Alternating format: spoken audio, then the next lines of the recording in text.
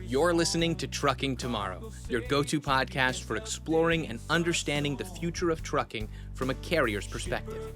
In each episode, we sit down with industry veterans to discuss what it takes to grow your trucking company in today's world. So let's hit the road with Trucking Tomorrow. Here's your host, Brian Jones. All right. Welcome to Trucking Tomorrow. I am joined today by Adam Thomas from Bullseye Trucking. Bullseye is a small family-run carrier in Western Pennsylvania that primarily hauls timber, and ties to Adam's prior history in the industry. Spent 30 years in the timber world. And so, Adam, really grateful to have you on the show here today. Hey, thanks a lot, Joel. Nice to be here. All right. Just so folks get a bit of an introduction here, do you mind sharing a little bit of history of Bullseye, what you guys do, what you haul, and we can kind of jump in from there? Yeah, sure. We got started, I guess in 2017, in the beginning of 2017, kind of by happenstance in a sense. I've been in the timber business since the mid 90s, and we always farmed out our trucking, largely because I have a business partner that's Amish, and so he's not able to own the trucks and that sort of stuff. So that was always something that we never really got into. We just hired it done, and it was just kind of normal. And then I had a buddy of mine that got laid off from a job, was looking for some work, didn't know what he wanted to do. And so I said, well, I'm tired of listening to my crews complain about the service that we get from our current hauler that was handling our stuff. I said, if you go get a CDL, I'll go buy a truck and trailer, and you can haul for me. And so he decided that sounded like a good idea, and that's what we ended up doing. And so, I kind of looked at some different things to start with, and the pros and cons, and so I kind of originally went with the approach that, at some point we're going to be forced into having to deal with all the computerized trucks and death and all that sort of stuff, the after treatment. And so I decided that it was best to just take the bull by the horns. And so I bought a truck that had a few 100,000 miles on it, but it was a couple years old. It was a 2013. Appeared to be in good shape. It was a fleet truck. So thought, well, hey, this is the ticket, or just go this route. Well, as it turned out, it didn't end up to be a great decision for us individually. There was some issues there, both I think from the truck itself, the individual truck itself, but also the dealership we dealt with. We found did some things after we had agreed to purchase the truck, and so long story short, the truck spent more time broke down and in the shop and whatever than it did on the road, I believe. And whether it's at the end of the day, I needed to have my lumber hauled, and so. Even though I was the only customer in the company at the time, I was still a customer, and I still had needs that had to be met regardless. So I found myself having to hire other guys to haul my lumber, even though I had everything to do it. And so it just ended up to be where we started in July, I believe, hauling. We got into December, and the driver who had started for me got into some slippery roads, and it scared him. And so he decided he didn't want to do it anymore. So basically, he just parked the truck and said, in the meantime, I was dealing on some stuff in the timber end of things. And so I had to focus on those. And so I just parked the truck and trailer in my driveway and said, well, I don't know what I'm going to do with it, but I guess, until next time, I guess. And so I started to deal on a large some large acreage of timber for a big multi-billion-dollar corporation, and they wanted me to manage timber for all their properties across the United States. And so I was going back and forth. I was flying across the U.S. looking at different jobs and stuff, and finally got everything all done and ironed out with them.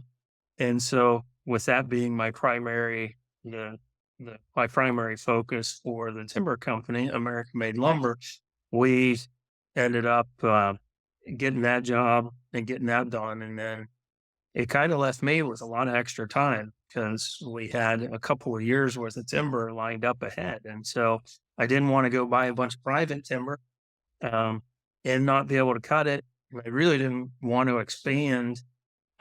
We really didn't want to expand more at that time, and so I was like, well, I guess I'm going to focus on this truck because it's sitting in my driveway. So that's hired a driver and had continued to have trouble with the truck and finally realized that look, it's not just one driver, it's the truck. And so I tried to sell it. I couldn't sell it. Nobody would buy it. They wouldn't give me anything for it. And so I was like, well, I've got to do something. So I ended up jumping from one extreme to the other instead of something that was pretty close to new. I jumped in and bought a 1978 Peterbilt 359, and we went the opposite route. And the And it worked. and it seemed to work. We found the dependability and reliability that we needed. The original truck, I couldn't haul my own lumber, let alone um, for any other customers with any kind of reliability. And unfortunately, a lot of people don't realize that lumber is a very time sensitive commodity. Once you open logs up and saw the lumber, during what I call the grade season, from the time that the leaves come on the trees to the time they go off in the fall, there's about a 6 months period of time there where, particularly your lighter colored woods, your maples and like poplars, they have to be processed. They have to get dipped. They will stain otherwise. And so um, once they get stained, it's not of they're not of value.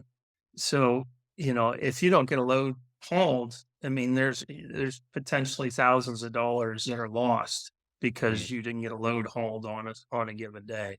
Um, and so, you can't build a business. What if the word gets out that you've got customers that have just lost thousands of dollars because they chose to have you haul their stuff, you're not going to build a very big business. How has your history in the timber industry impacted your ability to build relationships with customers and just how you approach things? There's a lot of specific timber knowledge that it sounds like influences what you guys do on the hauling side. Yeah, it does. Particularly for me, it was big that I was able to, because of the connections that I have in the timber industry, has really led to a lot of my customers. Oddly enough, a lot of my customers are actually my customers in my trucking company are my competitors on my timber company. It's kind of goofy how it works sometimes, but I've always been involved with a lot of different in a lot of different aspects of the timber industry. And so, I've got to know a lot of them through different organizations. Like I'm the chairman of the Northeast Ohio Loggers chapter, and I'm involved with the Ohio Forestry Association, and that sort of stuff. So when it comes to, in my particular case, it gave me a lot of connections, particularly within the Amish community. And so they're very loyal people. So, unless you give them a reason, they're once they like you, then they're not apt to a lot of change. Which can be beneficial, I guess. And so that's really what's helped me to be able to build the business is having a good reputation and having dealt with a lot of these people in the timber industry, um, in one capacity or another, whether it's from a competitive standpoint or they call me up to ask, because they've got themselves into trouble and, hey, how can I handle this? I got a letter from the EPA or, and somebody, they get to talk and go, hey, give Adam a call. He can probably help you out. And so, it just kind of grows organically like that. I guess I'm curious. Not a lot of folks that we talk to on the show are partnering deeply with the Amish community on either side of what they're hauling. So, what is kind of applicable generally across any partners, customers, vendors you work with? Is there anything unique about how partnering with that community on the timber side influences how you operate and show up at Bullseye? I would say that the Amish community as a whole, um, like you said, they're very loyal. But the thing about them is that um, word spreads faster through the Amish community than it does on Facebook. I swear. And so, the one thing like with them, i you're not dealing, even though you might be dealing with one direct customer, um, on a particular load or to haul their stuff. You're really dealing with the entire community because if you wrong one of them, you're the entire community is not going to embrace you. And so, whereas your typical person, your typical company, say, um, say, we'll just say like American made lumber, if it was a plastics manufacturer instead, you may not be able to haul for that customer anymore, but you'd still be able to operate within the space of plastics. You know what I mean? Yeah. Without too much of an issue. Whereas with the Amish, um, it, they're very they very much stick together, Yeah, that makes and sense. and so you have to be careful. It's a big responsibility in the way that when you do deal with them, that you don't do something that's going to be detrimental to one customer because the word of that is going to spread and seep out throughout the rest. And then it makes it very difficult to do business. Yeah. I'm curious as you think about just great service, right? At the end of the day, this comes down to great service. Absolutely. Over time, how have you ensured that you continuously do that, right? Because every time you deliver a load, great, you deliver this load, but how about the next one? You need to continually do that. So how do you ensure service and quality for every load you move? Um, Basically through a lot of really long days. Back when I first started this company, there for a while, because of course I had the timber I had to do as well. So I was running one company and trying to get this one going, and I kind of jumped into it as green as a guy could be, honestly. And so I understood the importance of delivering to the customer and making sure everything was done that you said was going to be done. And so um, we spent, my son and I, Austin, him and I spent a great number of hours after a truck come back that Mm, when there would be something wrong and it needed to be done because we had loads that had to go the next day. And failure was never an option. mm, And we both understood that. And I can tell you when I first started doing this, there was a time period where I was actually counting the number of 20+ hour days that I would work each week. mm, And so uh, it there was one time where we had an issue with like loads. I had a load that needed to go, whatever. I had a trailer go down for whatever reason. I don't remember what it was. And, I was fortunate that I, had the resources and the ability to do this. But, I just started making phone calls as soon as I realized it, got a hold of somebody and I went and bought a trailer. because I didn't have another one, a spare one there to be able to do it. So I got a hold of someone, went and I bought a trailer at 9 o'clock. We went and picked it up. My driver went and drove directly to pick up the load. We got the load delivered right underneath the wire. Right. So, um, a lot of stressful days and long hours put in, but I've always taken that approach. Failure is never an option. Find a way to get it done. One way or another, you have no choice. I'm curious. It's one thing if it's your son driving, right? And then you can have control over that. But how do you think about hiring when it's someone else? It's kind of your name on the door, so to speak, but someone else is driving. How do you think about growing the team? How do you think about hiring and like bringing on quality folks? Well, that's always a challenge. That's a challenge with every company out there. Really, honestly, it really doesn't matter whether it's a trucking company or timber or I mentioned a plastic company or a machining business or whatever. You're only as good as your employees, and so I really try. I'm not. I've really been very careful to not just hire people for the sake of putting somebody in a seat.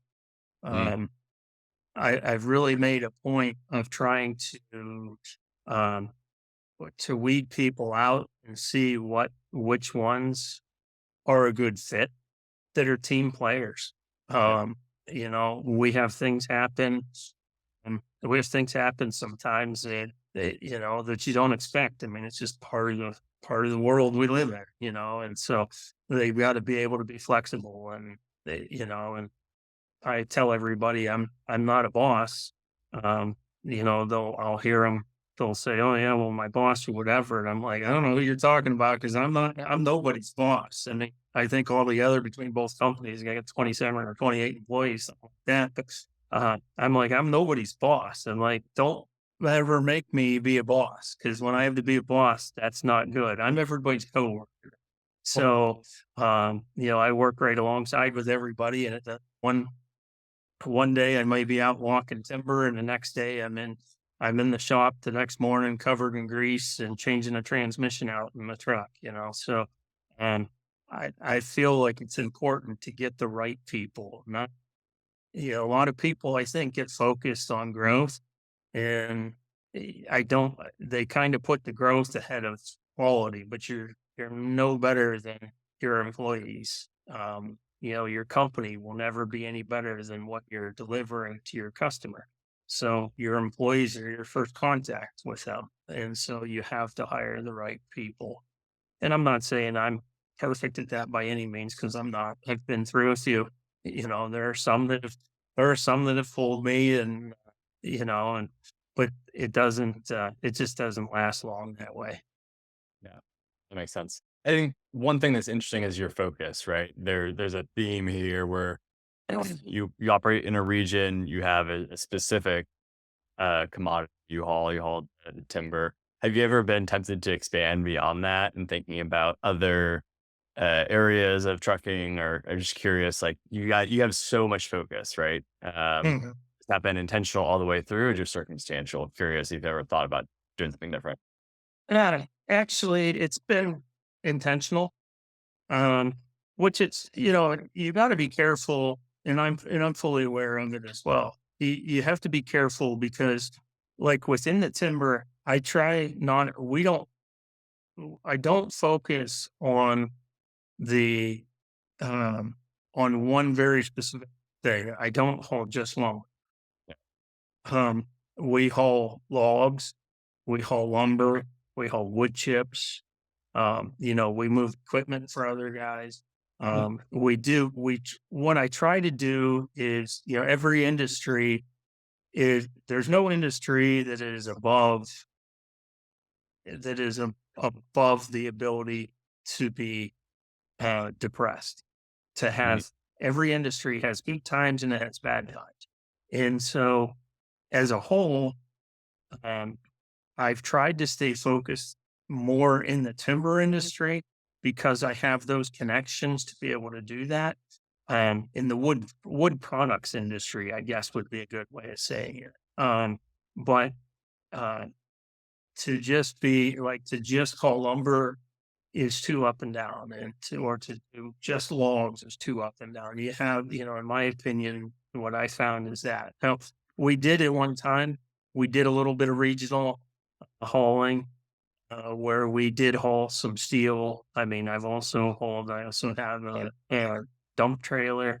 I've hauled corn and soybeans and that sort of stuff as well on the end dump side. Um, and and I enjoyed that, but there's a lot of hours and a lot of time that goes into that, and it's difficult. I could never get into that market enough that I felt comfortable putting a driver in it and being able to supply him enough work year round that he was going to be able to make the money that he should be making to do it. So, as time goes on, I do intend to expand into some other industries and some other markets. But like everything, you have to have your core there first. And so that's really kind of where we've been focused is building that core and getting the office personnel and the mechanics and the facilities taken care of and the equipment in top notch condition. And so, after you get that, and I figured, well, then we'll start looking at some other commodities, some other industries that we could potentially branch off into.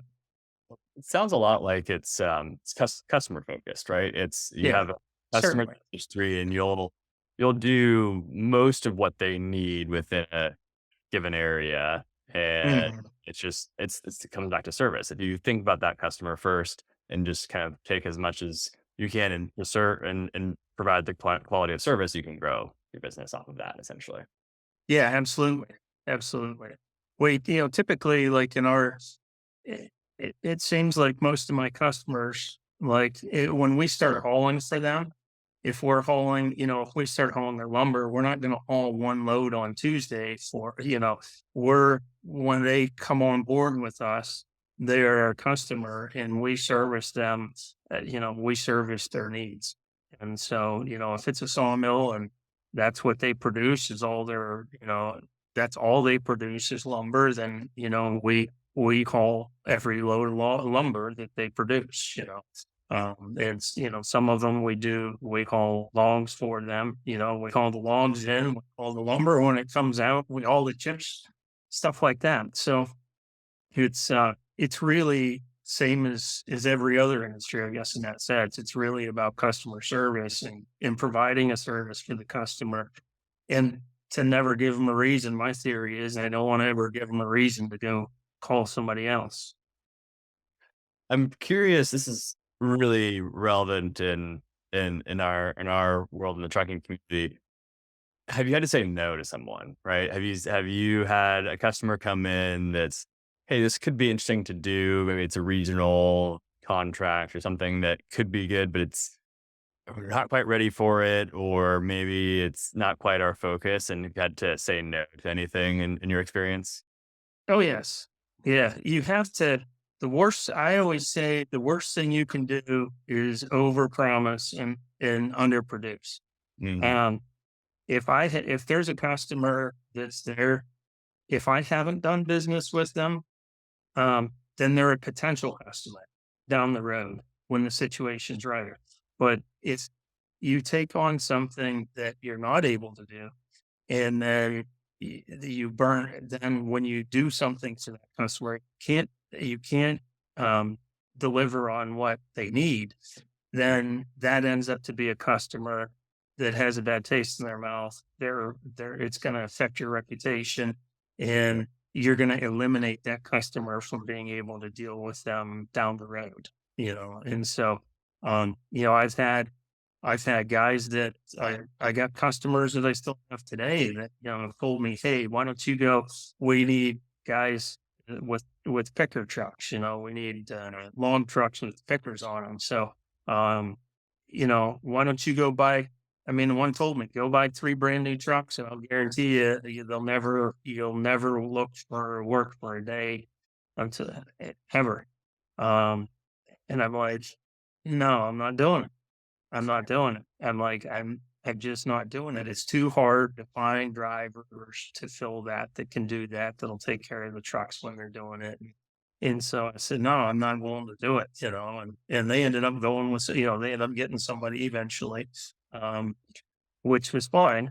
But they're still a really good customer of mine, and we have a great relationship working back and forth. And I think it's kind of the way you handle it. It's easy to tell, you never want to tell your customer no, but at the same time, if you do so in a way and you can explain to them why, then that helps a lot of times too. Yeah, To maintain that relationship. that makes sense. Well, I know we're on Trucking Tomorrow. That's the theme of our show. So I'd love to hear, as you look towards the next year or the next 5 years, where is your focus looking forward? I know your son's involved in the business as well. So curious, like what the next year and priorities look like for you guys. Well, the next year, and we've just done a lot, and ran a big renovation last year, 2020. I guess the end of 2022, we did a big renovation on our building, um, on the office end of things. We got it done, and then now I'm in the process of getting everything lined up. We're gonna tear down the back portion of the building, which used to be an old airplane hangar. And we're gonna tear that down, and we're gonna build a whole new garage on the back side of the building, um, which will really do a lot to help us out that way. And it'll just make things a lot easier and on us. So we're gonna focus on continuing to focus on growing things, but I want to, when we do that, we're going to begin to take in outside work as well, where we can bring on another tech or two, and have the ability to do that to also generate income to help cover the cost of the building and that sort of thing. So it'll be expanding into that realm. And we were running 4 trucks. We recently added 2 trucks, um, here just in the last couple of months. And we started, I just bought an equipment trailer. We're going to begin to do that. And I want to have customers we hauled lumber for needed chips hauled, wood chips hauled. So we took over that account here a few months ago. So we're kind of branching out a little bit more. We were doing more logs and lumber, but now we're doing, getting into some more aspects of that. And and then I'm not looking to expand tremendously this coming year. I think we're going to kind of, I'm more looking at settling into where we're at, um, getting the garage done, getting everything finished up that way. And then once I feel we've got everything, um, that we're ready to, then we'll continue. Then we'll probably begin to go through another phase of expansion. Yeah. Once we finish the facility and getting the facility all done, then we have room and the ability to maintain and everything, as many checks as we want to then.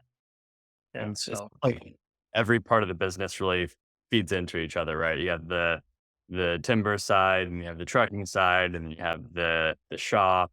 And every time you grow something, you kind of build your foundation up, then take on the next step. It's really step by step. yeah, it's very step by step. It's very, it's done intentionally that way. And because, I've seen a lot of companies, I know of a lot of companies that have, particularly in the trucking industry, where they've grown really fast.